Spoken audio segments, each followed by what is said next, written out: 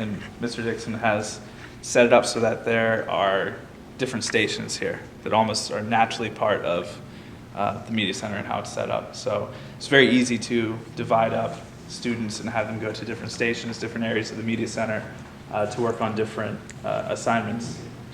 What it does is it opens it up for a lot more opportunities for movement, which is one of the things that as I'm planning these lessons, I'm looking to really tap into a lot of my kinesthetic learners. Yeah. And this middle school, there's quite a lot of students who really benefit from that movement. And so the benefit of having such a big, wide open space like this is I can plan different activities that involve movement, different simulations and things like that. So that wouldn't be possible really with maybe a more traditional setup to a media center or a classroom, which is much smaller. Right. Well, the whole idea for what I'm trying to do with this is to really make or help these students become more independent learners. And so I wanted to set up a lesson sequence like this where students have a more flexible pace. So they have choices in how they progress through the different objectives and the different tasks that are part of this lesson sequence, and also have the freedom to work at a pace that suits their needs.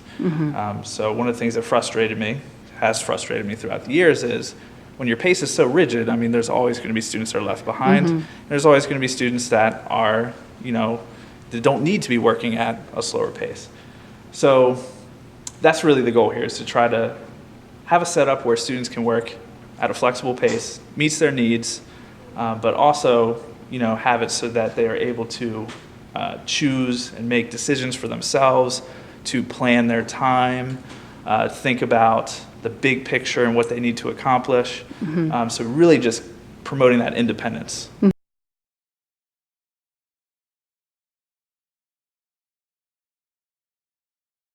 And one of the benefits of this that I see is it allows me to plug in with smaller groups of students. Because students are working at different paces and are turning assignments in at different times, I'm not sitting down and grading a stack of papers at the same time. Every night I'll have handfuls of assignments to grade. And the beauty of that is I can plug in if I see that a kid really needs some assistance in one area, or if they need some help on a particular assignment.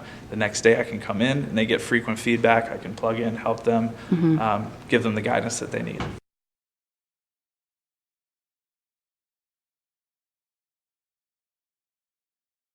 Matt comes up with these wonderful ideas, and I'm always like, okay, where can I help? What can I do to, make this work better? So he'll have a thing. He's like, okay, I'm going to do this. I need you to do this. So it's just like it's another teacher in the room, and I usually will do one specific thing, and then like when we're good with that group, then you can float around. Because I used to teach history also, it's like I got a leg up, and I can help the kids sort of with all their different tasks. So it allows us to get more face-to-face time, more individual help with the kids.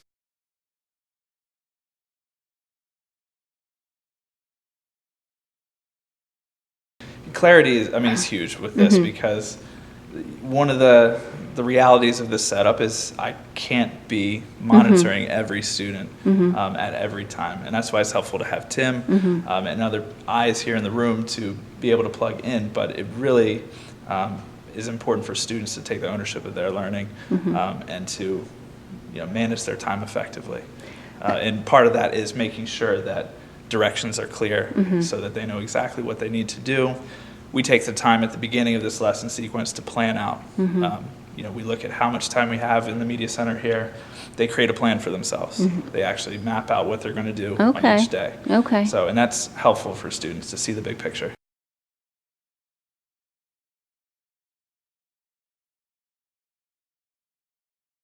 So one of the benefits, again, with this setup is with the frequent feedback that they get, they have the opportunity to revise their work. And so what I have seen is students are much more willing to revise their work in this type of setup when they know they have that freedom to spend time revising, when it's not locked in, okay, we're doing this in class this day, this in class tomorrow.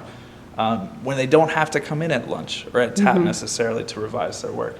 So I notice a huge improvement in terms of students that are taking the time, taking the effort to revise their work, and therefore their grades are